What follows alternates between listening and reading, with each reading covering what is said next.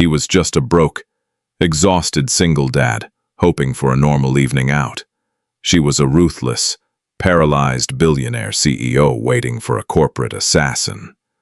When Thomas mistakenly sat at her table in Chicago's most exclusive restaurant, she looked at him with ice in her eyes and asked a single question that made his blood run cold. He thought it was a terrible blind date. He had no idea he had just walked into a multi-million-dollar war. The alarm clock on Thomas Gallagher's nightstand didn't just ring. It buzzed with the aggressive, rattling hum of cheap plastic that was slowly vibrating itself off the edge of the table. Tommy to the guys at the construction site, slammed his calloused hand down on the snooze button. It was 4:30 a.m. in Chicago, outside his cramped two-bedroom apartment in Logan Square. The rain was coming down in sheets, beating against the single-pane windows. Tommy sat up, rubbing his face, feeling the rough stubble on his jawline. At 34, he felt like a man 10 years older. The weight of his reality was a physical presence in the room. 3 years ago, his ex-wife, Sarah, had walked out on him and their daughter, Lily, leaving behind nothing but a hastily scribbled note and $40,000 in hidden credit card debt. Ever since, Tommy's life had been a relentless grind of early morning shifts as a site manager for Caldwell & Sons Construction, followed by late nights balancing checkbooks that never seemed to balance. He padded softly into the next room. 6-year-old Lily was fast asleep, her small chest rising and falling rhythmically. Beside her bed sat an asthma inhaler that cost Tommy $240 out of pocket every single month because his company's insurance was practically useless. Looking at her, the exhaustion evaporated. She was his entire world. Later that afternoon, covered in drywall dust and sweating through his flannel shirt, Tommy was cornered by his best friend and co-worker, Greg. "You're going," Greg said, slapping a heavy hand on Tommy's shoulder. "I'm not asking. Man, I'm telling you. It's been 3 years. You need a night out that doesn't involve watching animated movies and eating macaroni from a box." "Greg, I can't afford a night out," Tommy protested, wiping grime from his forehead. "And I don't have time for a blind date." "Already handled," Greg grinned, holding up a sleek, black reservation card. "My sister set it up. Her name is Valerie. She's a high school teacher.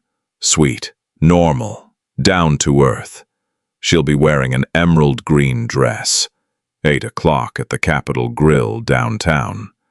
I even transferred $50 to your checking account so you can buy a couple of drinks without sweating the bill." Tommy tried to argue, but Greg was relentless. Hours later, Tommy found himself standing outside the mahogany double doors of the Capitol Grill. He was wearing his only suit, a charcoal two-piece he'd bought off the rack at a discount store 5 years ago.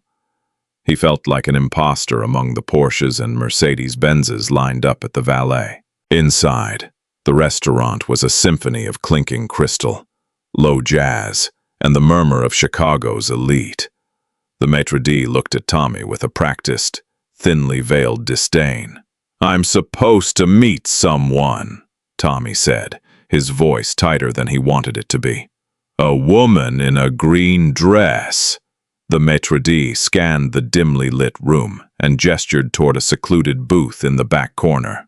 "Right this way, sir." Sitting at the table was a woman who instantly made Tommy's breath catch in his throat. She had striking, sharp features, dark hair swept perfectly over one shoulder, and eyes the color of a winter storm. She was wearing a stunning, high-collared, emerald green silk blouse. But it wasn't just her beauty that froze Tommy. It was the sheer, radiating aura of authority she possessed. She didn't look like a high school teacher. She looked like someone who owned the school, the land it was built on, and the bank that financed it. This was Victoria Hastings. At 31, Victoria was the CEO and majority shareholder of Hastings Global Logistics, a multi-billion-dollar supply chain and tech conglomerate. She was also a woman fighting a war on two fronts. 2 years ago, a catastrophic car crash on the icy roads of Aspen had shattered her spine, leaving her permanently paralyzed from the waist down. While she was learning how to live in a wheelchair, the sharks in her own family, namely her older half-brother, Richard, were circling, trying to convince the board of directors that her condition made her unfit to lead. Tonight, Victoria wasn't looking for love. She was waiting for Preston Fairchild, a repulsive, trust fund playboy whom her manipulative mother, Evelyn, had practically paid to court her. Her mother's logic was sickeningly transparent. If you're in a chair, Victoria, you need a husband with a powerful name to project strength to the shareholders. Victoria had agreed to the dinner, only to get her mother off her back, fully intending to verbally eviscerate the man the moment he sat down. She sat, perfectly still, in her custom, ultra-lightweight titanium wheelchair, which was currently concealed by the heavy linen tablecloth. She was sipping a glass of sparkling water when Tommy nervously approached the table.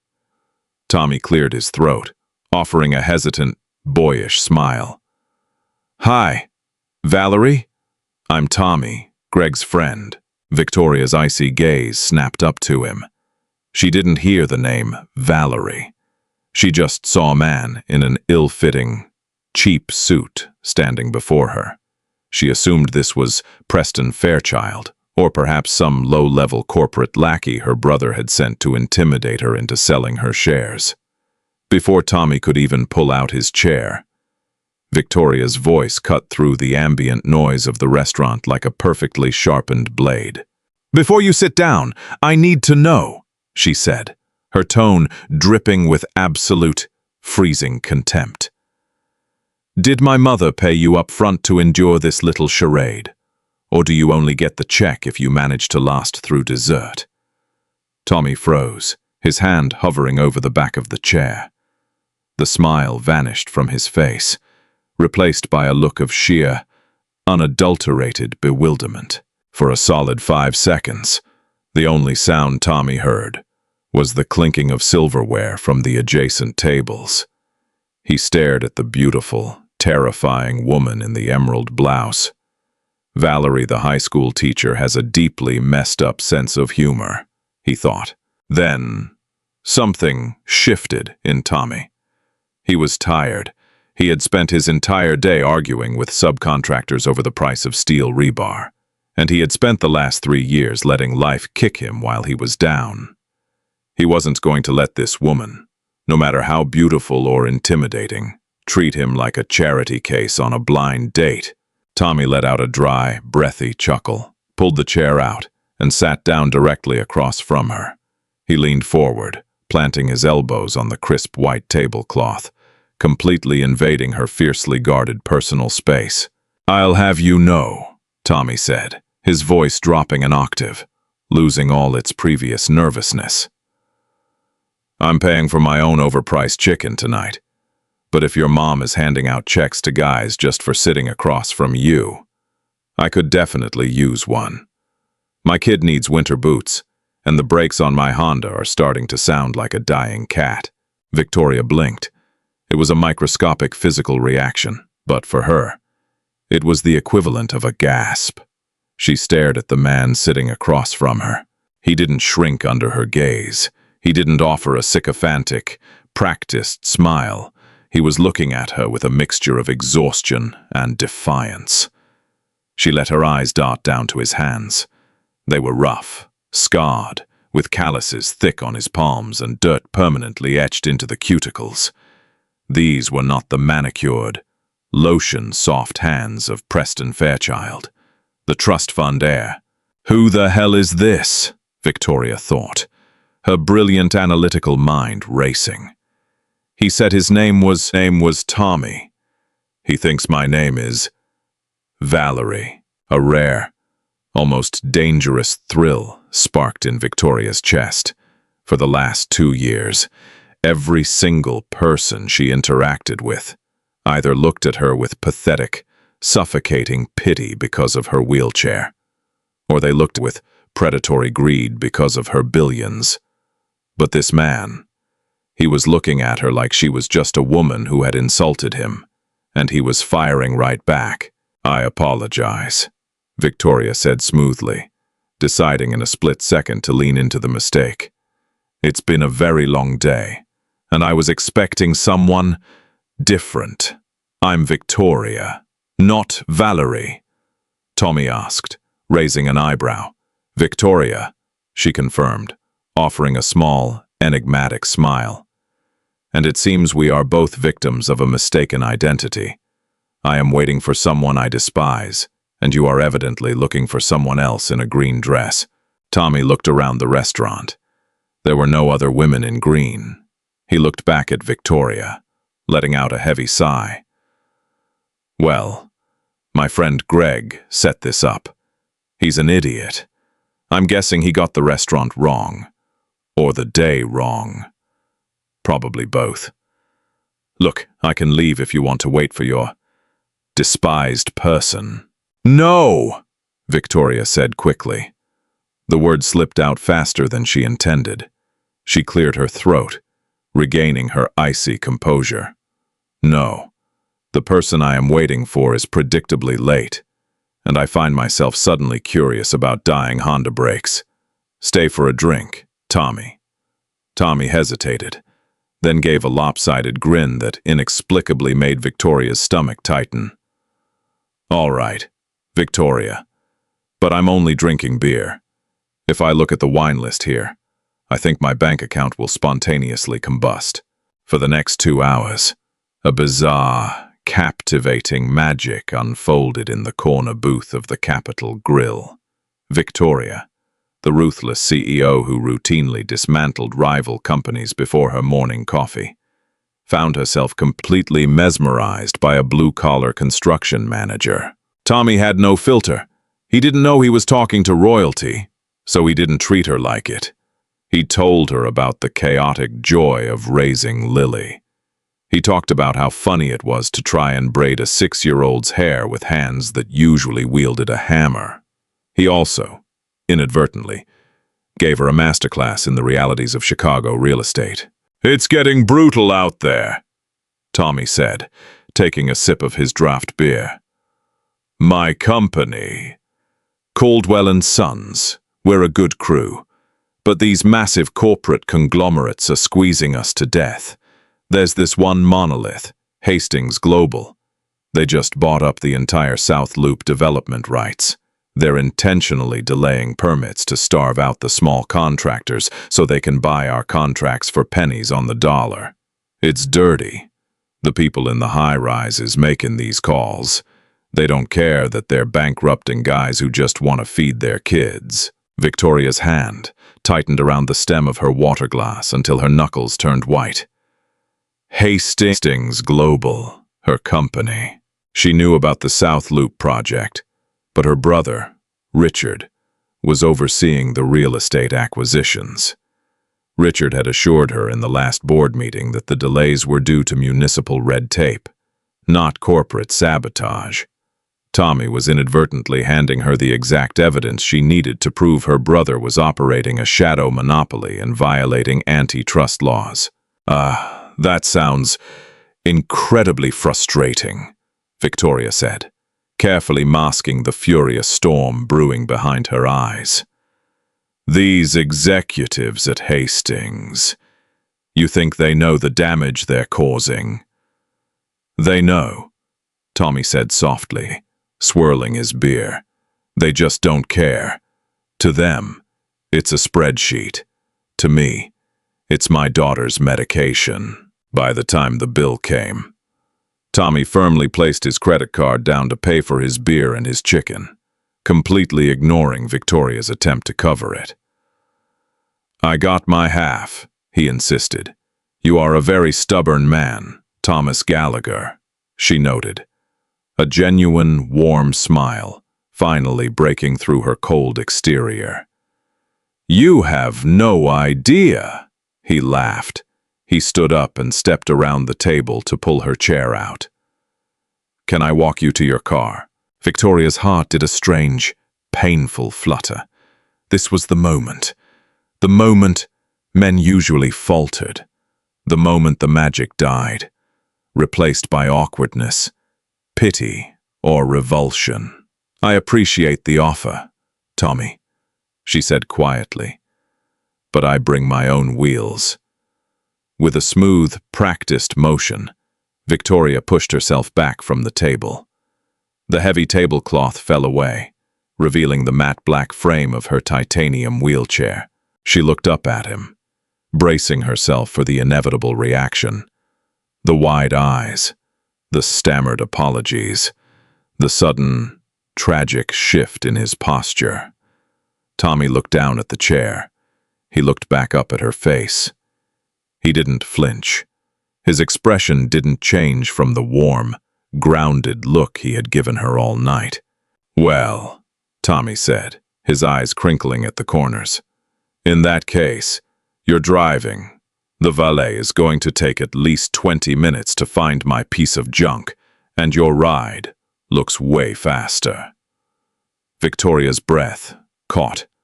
A profound, overwhelming wave of relief and something dangerously close to affection washed over her. Just then, a towering man in a black suit, Donovan, Victoria's head of security and driver, approached the table. "The car is ready, Miss Hastings." Thank you, Donovan," she said. She looked at Tommy, her eyes lingering on his rugged face. "It was a pleasure meeting you, Tommy, truly." "Same to you, Victoria," he smiled. "Hope you figure out your despised person situation." As Tommy watched her effortlessly navigate the restaurant toward the exit, Donovan trailing close behind, he noticed the custom, bulletproof Mercedes Maybach waiting at the curb. The valet wasn't just opening the door, he was practically bowing. Tommy stood on the sidewalk, hands in his pockets, watching the sleek car disappear into the Chicago rain.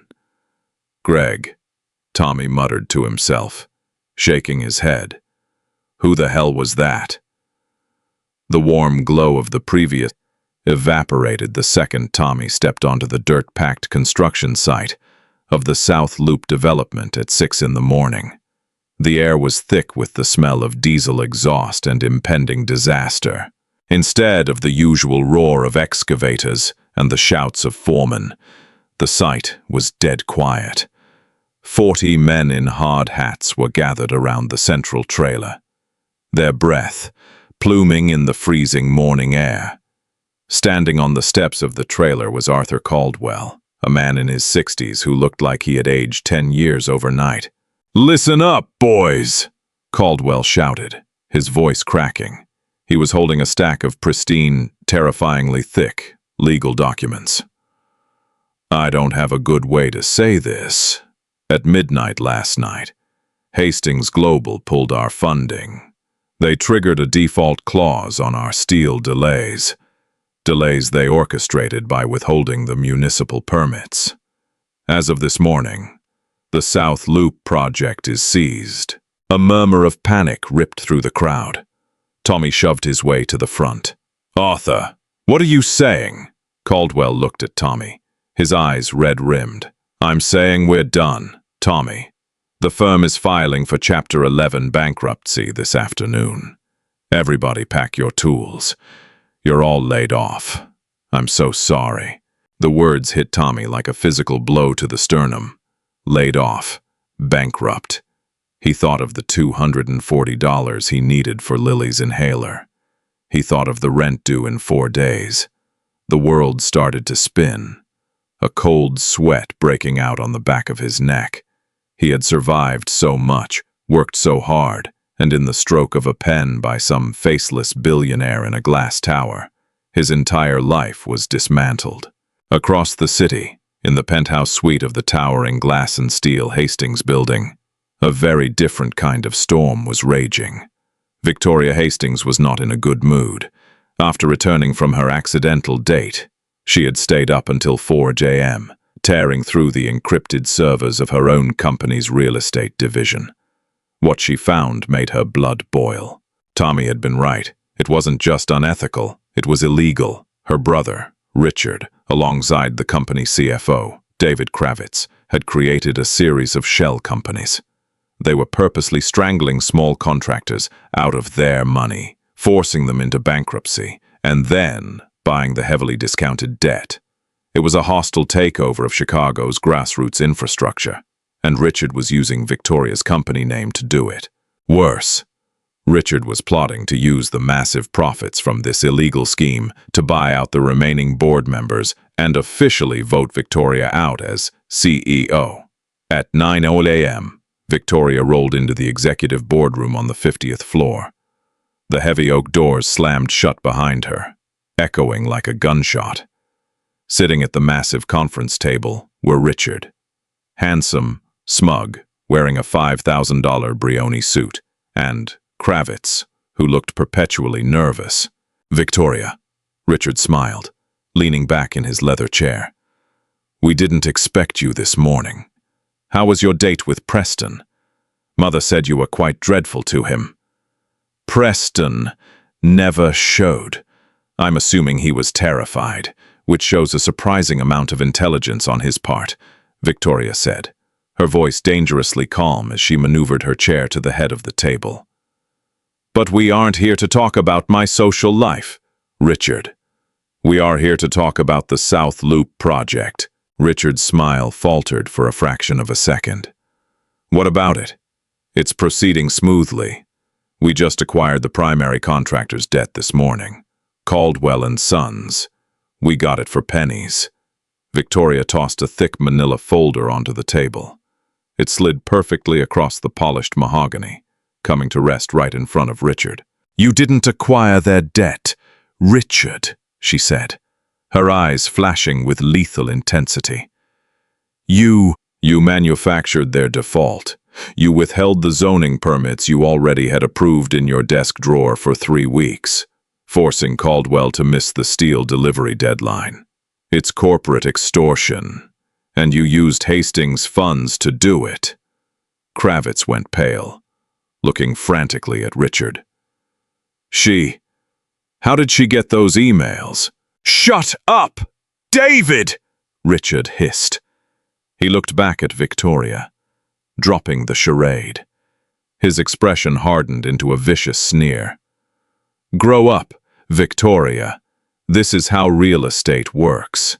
We are maximizing shareholder value. The board loves me for this.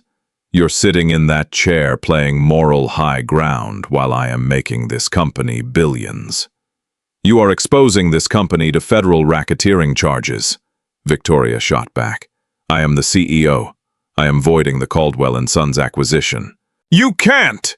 Richard shouted, slamming his hand on the table. "The paperwork was filed at 6 a.m.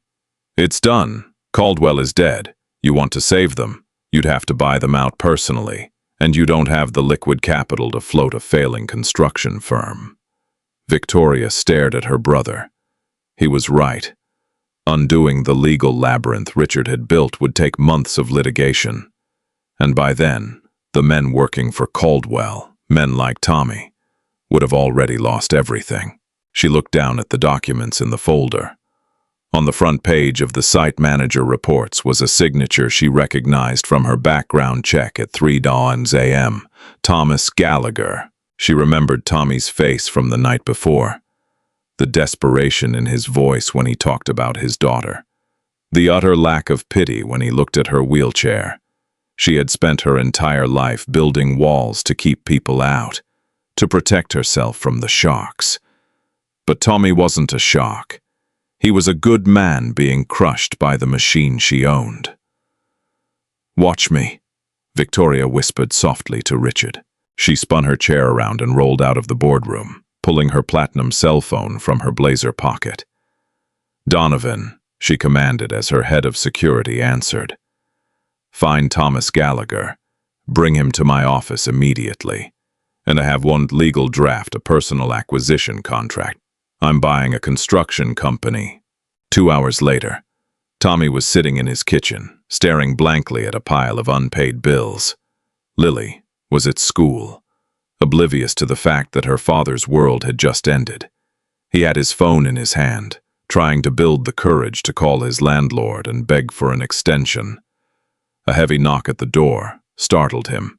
Tommy opened it to find a towering, impeccably dressed man in a black suit occupying his entire doorframe. It was Donovan. "Thomas Gallagher?" Donovan asked, his voice a deep rumble. "Yeah?" Tommy asked, instantly defensive, wondering if debt collectors were making house calls now. Donovan handed him a thick, black envelope sealed with a silver crest. "My employer requires your presence immediately. A car is waiting downstairs." "Who is your employer?" Tommy asked, thoroughly confused. "Miss Hastings," Donovan replied flatly. "She said to tell you the brakes on her ride are perfectly fine." Tommy's heart hammered against his ribs. Hastings? The woman from the restaurant? Her last name was Hastings, like Hastings Global, the company that just destroyed his life. 10 minutes later, Tommy was sitting in the back of the Maybach, his mind spinning as the car glided through the Chicago traffic. They pulled up to the towering Hastings building. Donovan escorted Tommy through the massive glass lobby, past security, and into an exclusive, private elevator. When the elevator doors dinged open on the 50th floor, Tommy stepped out onto rich charcoal carpeting. The entire floor was encased in glass, offering a breathtaking, dizzying view of Lake Michigan. At the far end of the massive office, sitting behind a sleek black marble desk, was the woman in the wheelchair. She was wearing a sharp, tailored white blazer today, her dark hair pulled back in a severe, commanding ponytail. Tommy stopped dead in his tracks, his fists clenched at his sides. The pieces finally snapped together in his mind. The wealth, the power, the name. "Valerie," Tommy said, his voice a mix of shock, betrayal, and awe. Victoria hit a button under her desk, closing the frosted glass doors behind him for absolute privacy. She spun her chair around, the Chicago skyline framing her like a modern-day queen on a titanium throne. "I told you last night, Tommy," she said, her voice smooth but carrying a terrifying weight. "It's Victoria Hastings, and you and I need to have a very serious conversation about your job." Tommy stood frozen on the thick charcoal carpet of the penthouse office, his mind struggling to process the visual before him. The stunning woman from the restaurant, the one who had laughed at his terrible jokes, the one who had listened to his struggles with genuine empathy, was the very architect of his destruction. Hastings Global. The name was stamped in brushed steel on the wall behind her. "You," Tommy said, his voice dropping to a dangerous, gravelly whisper. The warmth he had felt for her the night before evaporated, replaced by a blinding, protective rage. "You are Hastings. You're the one who pulled the funding. You're the one who just put 40 men out of work and left me wondering how I'm going to keep my daughter breathing." He took a step forward, his large, calloused hands balling into fists. Donovan, who had been standing silently by the door, instantly shifted his weight, his hand moving toward the inside of his suit jacket. Victoria didn't flinch. She raised a single, slender hand, a silent command that stopped Donovan dead in his tracks. Her slate-gray eyes locked onto Tommy's, completely unafraid. "If I wanted you destroyed, Thomas, I wouldn't have sent a $500,000 car to pick you up," Victoria said, her voice echoing with the absolute authority of a woman used to commanding rooms of terrified executives. "Sit down, now. I prefer to stand." Tommy spat, refusing to yield an inch of ground. "Did you think it was funny? Sitting there last night, listening to me complain about the giant corporation crushing my life, knowing you were the one holding the boot to my neck. Victoria's expression softened, just a fraction, the ice cracking to reveal the exhaustion beneath. I didn't know, Tommy, when you told me about the South Loop project last night. That was the first I had heard of the permit delays. I am the CEO of Hastings Global, yes, but the real estate division is run by my older brother, Richard, for the last 6 months, while I've been... She gestured vaguely to her wheelchair, her jaw tightening. Recovering. Richard has been operating a shadow monopoly.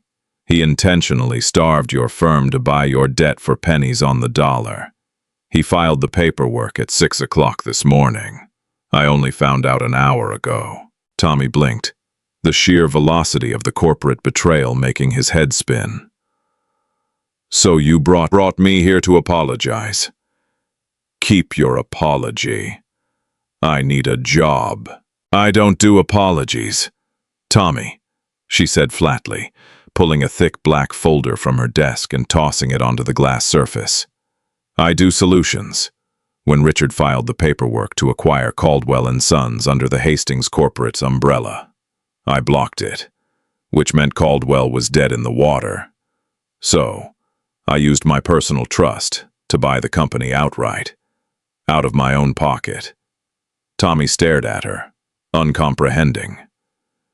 You bought Caldwell? Every asset, every contract, every debt, Victoria confirmed, leaning forward, resting her elbows on the desk. It is now a private subsidiary of my personal holding company. Hastings Global has no jurisdiction over it. Richard cannot touch it, which means the South Loop project is fully funded again, effective 20 minutes ago. Tommy felt the breath leave his lungs. Arthur Caldwell. He's back in charge? Arthur Caldwell is retiring, Victoria said smoothly. He took a generous buyout this morning. His heart isn't in a war, and a war is exactly what's coming. Richard is going to try to crush this site to prove a point to the board of directors. I need a proxy on the ground. Someone who knows the men, knows the site, and isn't afraid of corporate bullies. She pointed a manicured finger directly at him. I need you. Me? Tommy scoffed, running a hand through his messy hair. I'm a site manager, Victoria. I swing hammers and yell at drywallers. I don't run companies. You run a crew of 40 men who respect you enough to bleed for you, she countered, her voice rising with passionate intensity. I read your file this morning. Thomas Gallagher. You kept that site running under budget for 3 months, despite Richard cutting your supply lines. You are resourceful, you are stubborn, and you are angry. I need angry. And if I say no? Tommy asked, his pride warring with his desperation. If I walk out that door? Victoria's eyes grew incredibly cold. It was the look of a predator. You won't! Because I know your ex-wife left you with $40,000 in debt. I know your rent is due on Tuesday. And I know Lily's asthma medication costs $240 a month. If you walk out that door, you're an unemployed laborer with a sick kid. If you stay, you are the managing director of Caldwell Construction. Your salary triples. You get premium health insurance. And those 40 men keep their jobs. Do not let your pride punish your daughter. Tommy. It was a ruthless, surgical strike. She had dismantled his defenses entirely. Tommy stared at her, seeing the brilliant, terrifying intellect that had made her a billionaire. She was playing chess, and he had just realized he was the most important piece on the board. You play dirty, Victoria, Tommy whispered, the anger replaced by a begrudging, profound respect. I play to win, she corrected, a small, genuine smile returning to her lips. Do we have a deal, Mr. Gallagher? Tommy walked over to the desk. planted his calloused hands on the polished glass, and leaned down until he was eye level with the billionaire. "We have a deal," Tommy said. "But if you ever use my daughter as leverage again, I don't care how many bodyguards you have. I'll walk." Victoria didn't shrink back. She looked up at him, her heart doing the same strange, painful flutter it had done the night before. "Noted. Now get back to your site. Director, you have men to unfire." The cold Chicago wind was howling off Lake Michigan when Tommy's battered Honda Civic tore into the dirt lot of the South Loop site. It was 11:01 a.m. Half the men were already gone, but a core group of about 20, including his best friend Greg, were standing around a burn barrel, sharing a grim silence. Tommy slammed the car door, the sound echoing like a gunshot. He walked toward the group, his posture entirely changed. The exhaustion was gone. In its place was a radiating, dangerous energy. "Greg!" Tommy shouted over the wind. "Where are the excavation keys?" Greg looked at him, confused. "Tommy, it's over." Arthur signed the papers. "We're trespassing just standing here." "Arthur is gone," Tommy announced, coming to a halt in front of the burn barrel. He looked around at the dirt-streaked faces of the men he considered brothers. "The company was bought out this morning by a private investor. The debt is cleared, the payroll is funded, and the investor just made me managing director." Dead silence fell over the lot. The only sound was the crackle of the fire in the barrel. "You?" Greg asked, his jaw dropping. "You're the boss?" "I'm the boss." Tommy nodded, a fierce grin breaking across his face. "So get the steel guys on the phone. Tell them we're paying double for expedited delivery, and fire up those backhoes. We have a skyscraper to build." A roar of disbelief and triumph erupted from the men. Within 20 minutes, the site was transformed from a graveyard back into a deafening, chaotic symphony of progress. But Tommy's triumph was short-lived. By 3 p.m., a sleek, black Lincoln Navigator pulled onto the dirt lot. 3 men stepped out. 2 were built like brick walls, wearing cheap suits. The third was a man named Miller, a notoriously corrupt city-building inspector, known to be on Richard Hastings's payroll. Miller walked up to Tommy, a smug smile plastered across his face. He held a clipboard. "Shut it down, Gallagher." Miller sneered, looking around at the working men. "I'm issuing a stop work order. Section 4A violation, improper shoring on the Eastern Trench." Tommy's blood boiled. He knew the trench was perfectly shored. He had inspected it himself at 5 a.m. This was Richard retaliating. Richard couldn't touch the company's finances anymore, so he was sending his lapdogs to bleed the site dry through municipal red tape.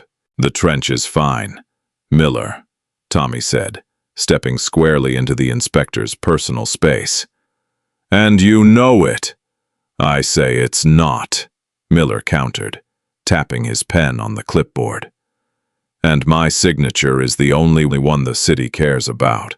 Shut down the heavy machinery, or I start issuing $10,000 fines per hour." Tommy felt his fists clench. He wanted to hit the man. He wanted to drag him to the trench and shove his face into the perfectly aligned steel supports. But he remembered Victoria's words. "I need a proxy on the ground." He wasn't just a laborer anymore. He was an executive. He had to play the game. Without breaking eye contact with Miller, Tommy pulled out his phone and hit speed dial. It rang once.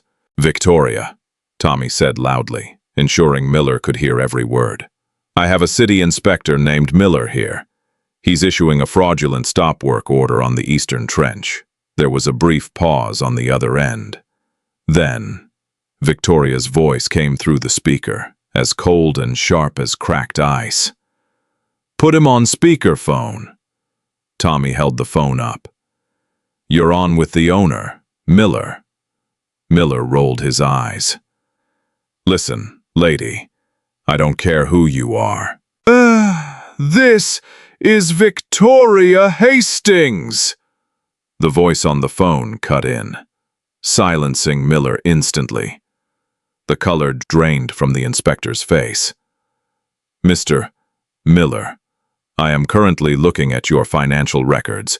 It is fascinating how a city inspector making $60,000 a year affords a vacation home in Scottsdale and a new boat. If you do not leave my site in the next 30 seconds, my attorneys will hand this dossier to the FBI field office for investigation into municipal bribery. Do we understand each other?" Miller stared at the phone in absolute terror. He looked at Tommy, then back at the phone. He didn't say a word.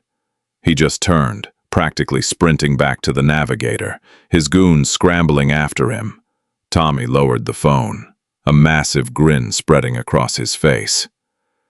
"That," he said into the receiver, "was the hottest thing I have ever witnessed." A soft, genuine laugh echoed through the speaker. "Just doing my job, Director Gallagher. I'll be coming down to the site tomorrow to inspect my new investment." The next afternoon, true to her word, a specialized, heavily modified Mercedes Sprinter van rolled onto the site. A hydraulic lift lowered Victoria's wheelchair onto the uneven dirt. She was wearing a stunning cashmere trench coat, looking entirely out of place amidst the mud and steel. Yet she commanded the space effortlessly. Tommy walked toward her, his hard hat pushed back on his head. "Careful," he warned. "The mud will ruin those tires." "They're all terrain. Tommy, I'm paralyzed, not fragile." She shot back playfully. As they toured the site, the men watched in hushed awe. They knew who she was, the billionaire savior. But what struck Tommy most was how she didn't look at the dirt or the sweat with disgust. She looked at the rising steel skeleton with genuine reverence. "Daddy!" A high-pitched voice pierced the roar of the machinery. Tommy turned to see a yellow school bus parked at the edge of the lot, and running toward him was Lily, her bright pink backpack bouncing against her shoulders. Greg had picked her up from the bus stop, as he often did. Lily barreled into Tommy's legs, hugging him tight. "Greg said you're the boss now." "I am monkey." Tommy laughed, lifting her into his arms, completely disregarding the drywall dust transferring to her uniform. He turned to Victoria, feeling a sudden, intense spike of nervousness. "Victoria, this is Lily," Tommy said softly. "Lily, this is Victoria. She's the lady who helped us." Victoria looked at the little girl.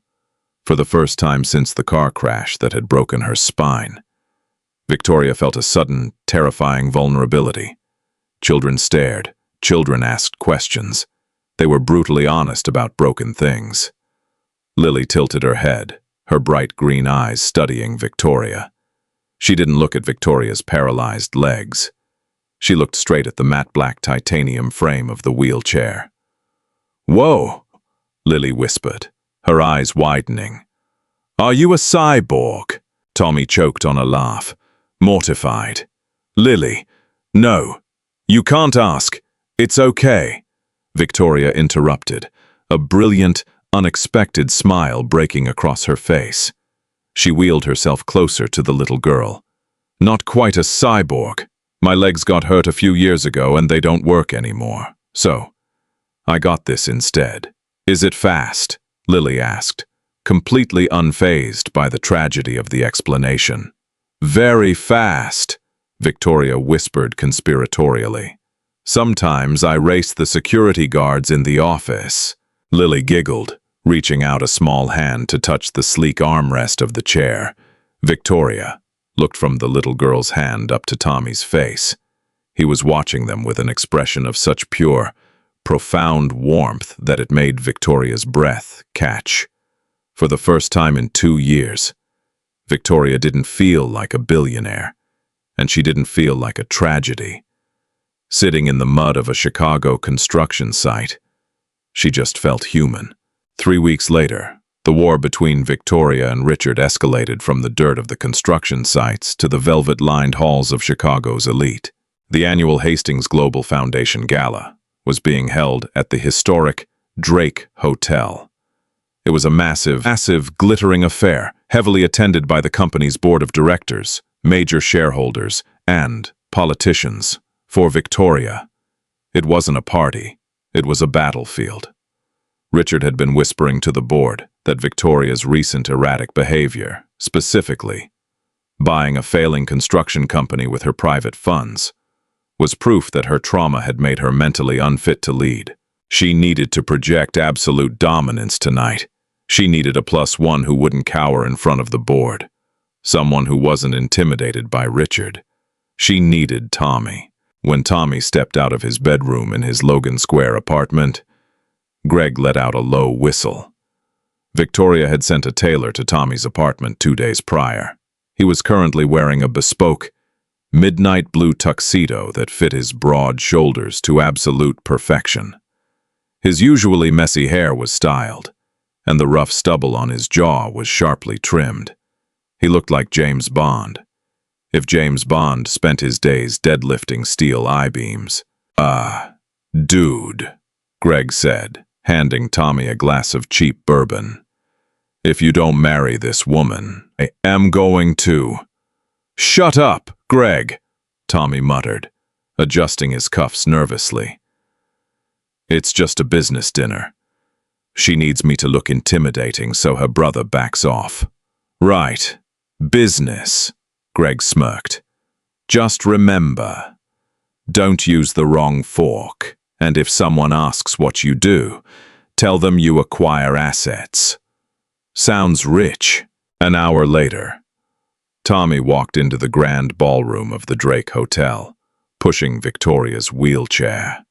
The moment they entered, the ambient chatter of 500 billionaires and socialites abruptly died down. Victoria was a vision. She wore a custom crimson gown that draped perfectly over her chair, her hair swept up in an elegant diamond-pinned twist. But it was the man pushing her chair that drew the whispers. Tommy moved with a quiet, lethal grace, his eyes scanning the room, not with awe, but with the sharp assessment of a site manager looking for structural weaknesses. They're staring, Tommy murmured, leaning down slightly so only she could hear. Let them, Victoria replied, her voice cool and confident. Keep your shoulders back. You are the most dangerous man in this room tonight. They spent the first hour navigating the shark-infested waters of the gala. Victoria introduced Tommy to key board members as her newest executive acquisition. Tommy played his part flawlessly. He didn't pretend to know high finance. Instead, when a pompous hedge fund manager asked him about market yields, Tommy looked the man dead in the eye and explained how the rising cost of raw steel in overseas markets was going to choke the local development sector in 6 months. The hedge fund manager was visibly stunned by the raw, boots-on-the-ground intelligence. Victoria beamed with pride. Then, the temperature in the room seemed to drop. Approaching them through the crowd was Richard Hastings. He was holding a glass of champagne, flanked by his usual sycophants. His eyes flicked to Tommy, full of venomous amusement. Victoria, darling, Richard purred, stopping in front of them. You look spectacular, though I must admit I'm surprised by your choice of accessory tonight. He looked Tommy up and down. Tell me, Mr. Gallagher, did you rent the tuxedo, or did my sister buy that for you out of her little charity fund? The tension spiked instantly. Several nearby guests fell silent, watching the confrontation. Tommy didn't blink. He took a slow sip of his bourbon. She bought it, Richard. She said she needed me to look sharp because she was tired of you being the only clown in the room." A few gasps rippled through the eavesdroppers. Richard's smug smile instantly vanished, his face flushing with rage. No one spoke to him like that. "You have a lot of nerve for a glorified ditch digger," Richard hissed, dropping the polite facade. "You think, because my crippled sister bought your little sandbox, that you're one of us. You're a pawn, Gallagher, and pawns get sacrificed." "Richard, that is enough," Victoria snapped, her voice cracking like a whip. "Walk away, now." "Oh, I don't think I will," Richard said, a sick, victorious gleam returning to his eyes. He took a step closer to Tommy, lowering his voice so only the three of them could hear. "You think you're protecting her, Tommy? You think you're the hero of this story? You're a liability. And I always eliminate liabilities." Tommy stepped forward, placing his body between Richard and Victoria's chair. "Are you threatening me, Richard? Because I grew up in a neighborhood where threats usually end with missing teeth. Violence. How predictable." Richard chuckled darkly. He reached into his tuxedo jacket and pulled out a sleek, white envelope. He tapped it against Tommy's chest. "I don't need to break your teeth, Tommy. I just need to break your life." Tommy looked down at the envelope. A sudden, cold dread washing over him. "What is this?" "I did a little digging into your background, Mr. Gallagher," Richard whispered maliciously. "It's amazing what you can find when you have unlimited resources. Did you know your ex-wife, Sarah, has been living in Ohio, drowning in gambling debts?" Tommy's blood turned to ice. He hadn't heard Sarah's name in 3 years. "It turns out," Richard continued, relishing the look of horror dawning on Tommy's face, "Sarah was very eager to clear those debts. I paid them off for her yesterday. $500,000. In exchange, she agreed to do me a tiny favor." Richard leaned in close, his breath hot against Tommy's ear. "First thing Monday morning is filing an emergency injunction for full primary custody of Lily. With her new, pristine bank accounts and your history of working dangerous, unregulated hours, any judge will give her the kid." Tommy grabbed Richard by the lapels of his tuxedo, practically lifting the billionaire off the floor. Gasps erupted around them. Security guards at the perimeter immediately started rushing toward the commotion. "Tommy, stop!" Victoria ordered, her voice laced with panic. If Tommy hit him, Richard would press charges, and Tommy would lose everything. Tommy was breathing heavily, his eyes wild with terror and rage. He wanted to kill the man standing in front of him. "Let go of me, you animal," Richard choked out, a terrified thrill in his voice. "Or say goodbye to your daughter forever." Slowly, agonizingly, Tommy released his grip. He stepped back, his chest heaving, his entire world crashing down around him in the middle of a ballroom. Richard smoothed his lapels, shooting a triumphant look at his horrified sister. "You have 48 hours, Tommy," Richard said, turning to walk away. "Resign from Caldwell, walk away from my sister, and Sarah disappears again. Stay, and I promise you, you will never see your little girl again." The ride back to Victoria's penthouse was suffocatingly silent. Tommy sat in the plush leather seat of the Maybach, his head buried in his hands. The bespoke tuxedo felt like a straitjacket. He was a man who solved problems with his hands, who built skyscrapers out of dirt and steel. But right now, he was utterly powerless. Richard had found his only vulnerability, his one fatal weakness, and drove a knife straight through it. "I have to resign," Tommy whispered, the words tasting like ash in his mouth. He didn't look up. "I'll pack up my desk at Caldwell tomorrow. I'm sorry. Victoria, I can't risk Lily. Sarah, she's toxic. If she gets primary custody, Lily's life is over." Victoria sat across from him, her posture rigid, her gray eyes staring out at the blurred city lights. She didn't offer a platitude.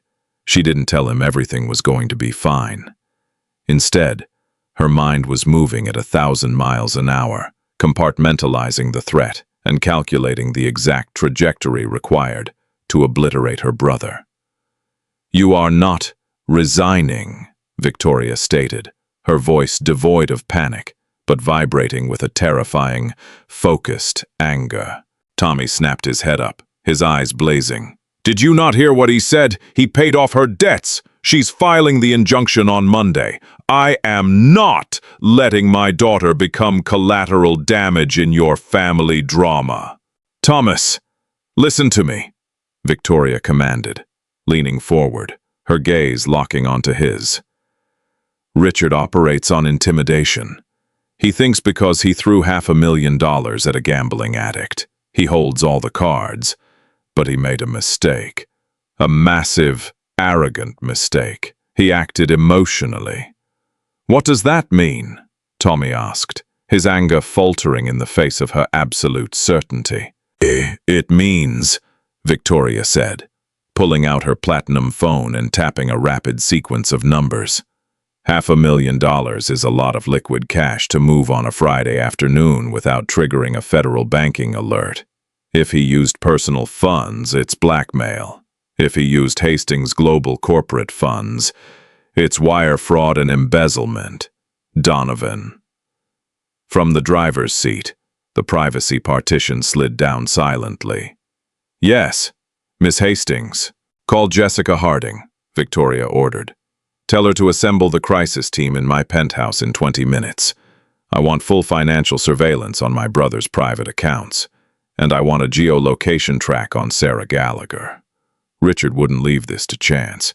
He flew her into Chicago to sign those papers. By 1 a.m., Victoria's sprawling, minimalist penthouse had been transformed into a corporate war room. Jessica Harding, Victoria's ruthless lead counsel, stood in front of a digital whiteboard, surrounded by 4 frantic paralegals. Tommy stood near the floor-to-ceiling windows, nursing a black coffee, watching Victoria operate. She was a general, surveying a battlefield. She didn't look like a woman bound to a wheelchair. She looked like a force of nature that the chair was barely managing to contain. "We found the wire transfer. Victoria," Jessica announced, adjusting her glasses. She tapped a marker on the whiteboard. "He routed it through a Cayman shell company, but he got sloppy. The origin account is tied to Hastings Global's real estate acquisitions fund. He literally used company money to bribe Sarah Gallagher." Victoria's lips curled into a predatory smile. "Perfect. Compile it. Let's look at the arsenal we've built tonight." Jessica pulled up a slide on the monitor, organizing the evidence they had spent the last 3 hours unearthing. "He's done," Victoria said softly, her eyes tracing the data on the screen. She wheeled her chair around to face Tommy. "We know where Sarah is. She's staying at the Palmer House downtown. Room 412. We are going to pay her a visit." Tommy felt a cold knot form in his stomach. "Sarah isn't reasonable, Victoria. If she thinks she's getting a payday, she won't listen to us." "She won't have a choice," Victoria replied coldly. "Donovan, get the car." At 2:30 a.m., Donovan kicked in the door of room 412 at the Palmer House.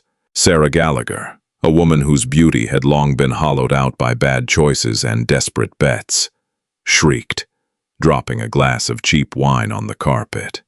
She scrambled back against the headboard of the bed as Tommy walked into the room, his face carved from stone. "Tommy!" Sarah gasped, clutching the hotel bathrobe around her. "You can't be here. I'm calling the police." Call them. A smooth, icy voice echoed from the hallway. Donovan stepped aside, allowing Victoria to roll into the room. She surveyed the messy hotel room with mild disgust before locking her slate-gray eyes onto Sarah. "Who the hell are you?" Sarah demanded, her voice shaking.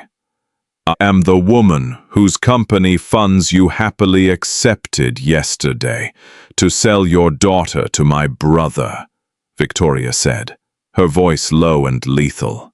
"My name is Victoria Hastings, and you have exactly two choices tonight. Sarah."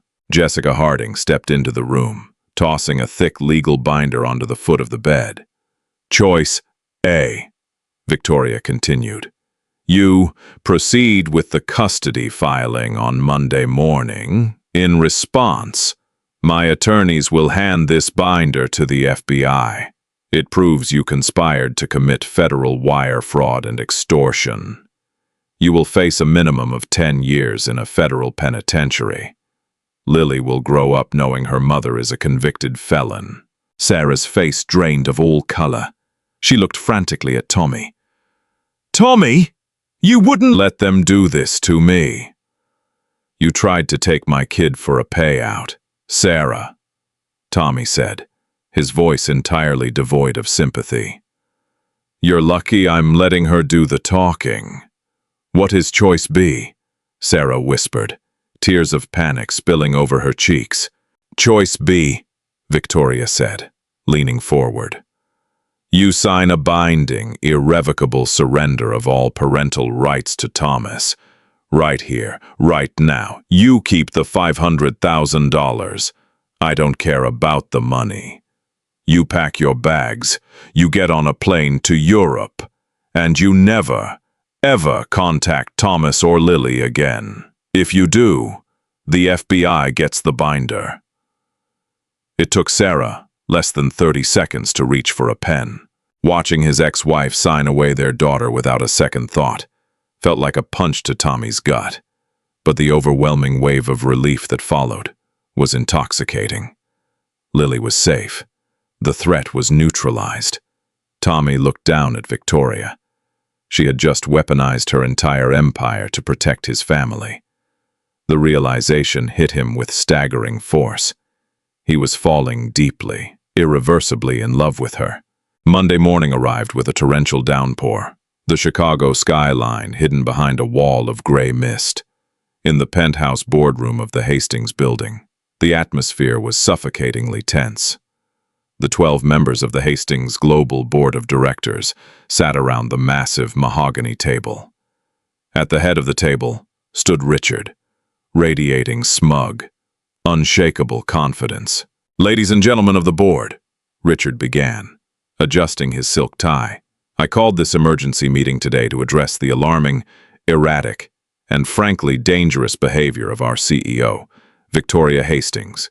Over the past month, she has unilaterally blocked highly profitable real estate acquisitions, squandered company resources, and installed an uneducated blue-collar laborer as a proxy executive. She is ruled by emotion, likely stemming from her unfortunate trauma." He paused, letting the insult hang in the air. "This morning, that proxy, Thomas Gallagher, was scheduled to resign, a clear admission of his incompetence." Richard lied smoothly. "Therefore, I am formally calling for a vote of no confidence. It is time we remove Victoria and place this company back into capable hands." Several board members murmured in agreement. David Kravitz, the nervous CFO, raised his hand to second the motion. The heavy oak doors to the boardroom suddenly flew open with a deafening crash. Tommy Gallagher strode into the room. He wasn't wearing a tuxedo or an ill-fitting suit. He was wearing his heavy canvas work jacket, steel-toed boots, and a look of absolute, unyielding authority. He pushed Victoria's wheelchair directly to the head of the table, forcing Richard to take a step back. "I apologize for the interruption," Victoria said smoothly, looking around the room with a razor-sharp smile. "But Director Gallagher is not resigning. In fact, he and I were just at the FBI field office. which made us slightly tardy. Richard's smug expression instantly cracked. "Security!" he yelled, his voice pitching up in panic. "Get this construction worker out of my boardroom." "Sit down, Richard," Victoria barked, the absolute command in her voice forcing the entire room into stunned silence. She slapped a thick, black folder onto the mahogany table. I am not stepping down," Victoria announced to the board, "but I am cleaning house."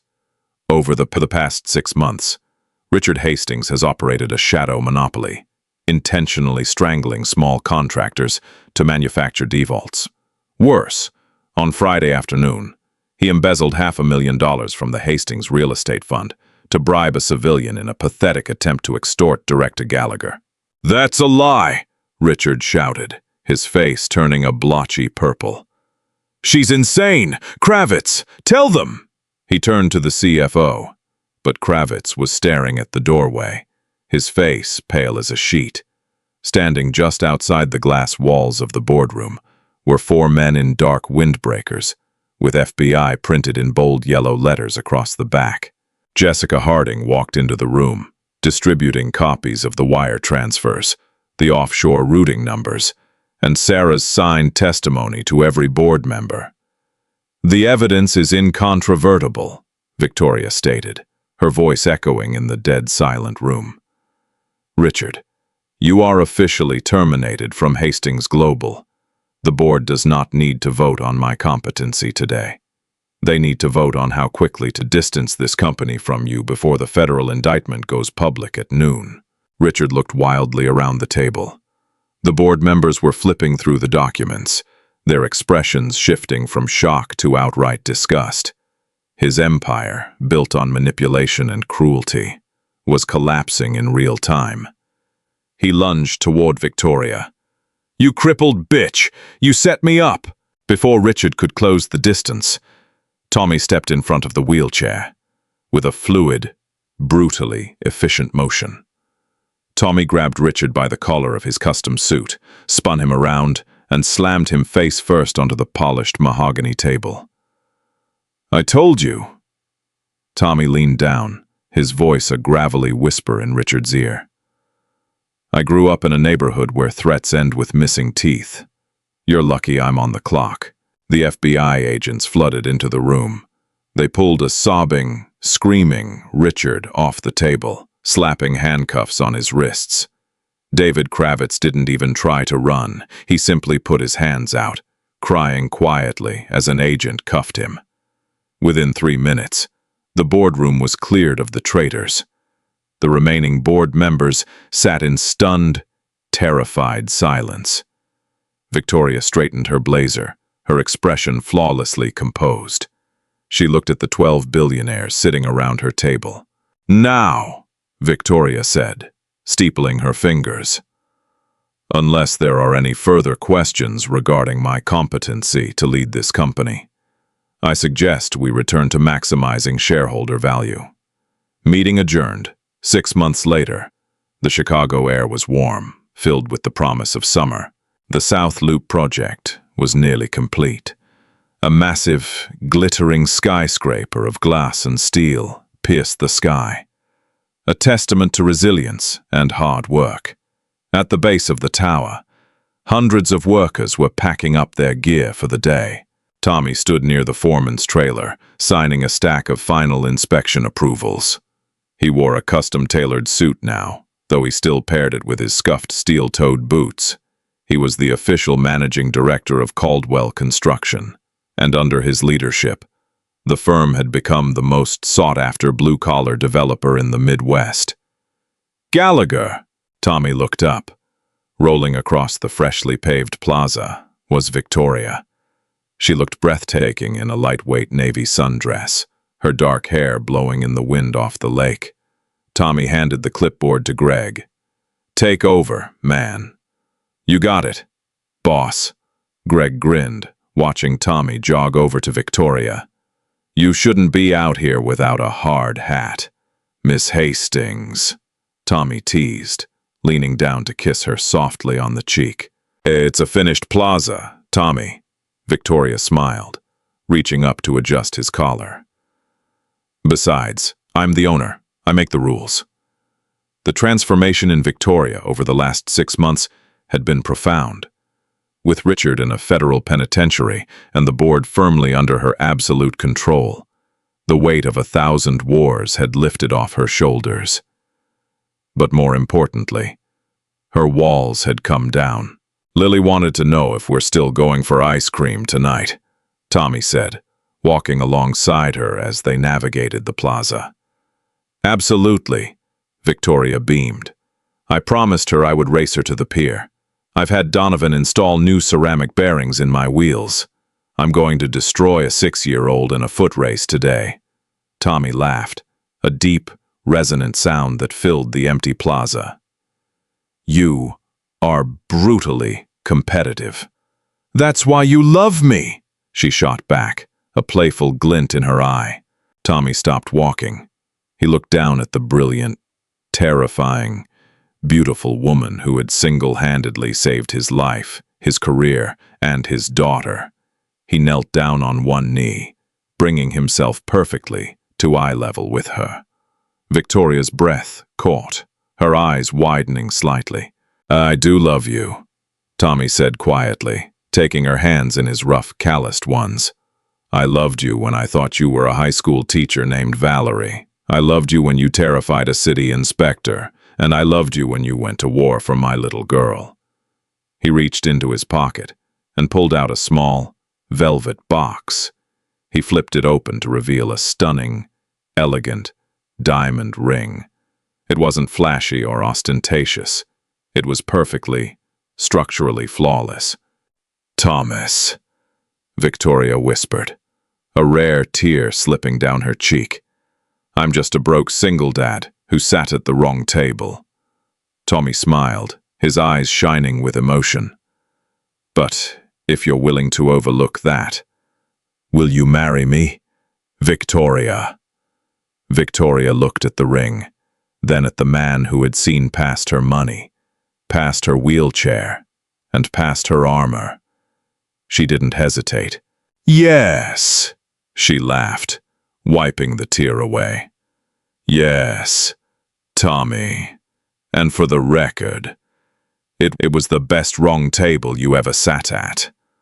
As he slipped the ring onto her finger, Tommy knew he had built a lot of things in his life. He had built houses, skyscrapers, and bridges. But looking at Victoria, he knew this was the greatest thing he would ever build. A future. Tommy and Victoria's story proves that sometimes the greatest plot twists in life happen when we take a seat at the wrong table. What started as a disastrous case of mistaken identity transformed into a high-stakes corporate war. Proving that love, loyalty, and a father's unyielding protective instinct can shatter even the most ruthless billionaire empires. True strength isn't about the money in your bank account or whether you can walk. It's about the people you are willing to fight for when the odds are entirely against you. Did this story of a blue-collar dad taking on a corrupt billionaire empire keep you on the edge of your seat? If you loved the drama, the romance, and the epic downfall of Richard Hastings, hit that like button right now. Don't forget to share this video with someone who loves a story of ultimate revenge and redemption. Subscribe to our channel and ring the bell so you never miss another thrilling real-life story. Let us know in the comments, what would you have done if you were in Tommy's shoes at the Drake Gala?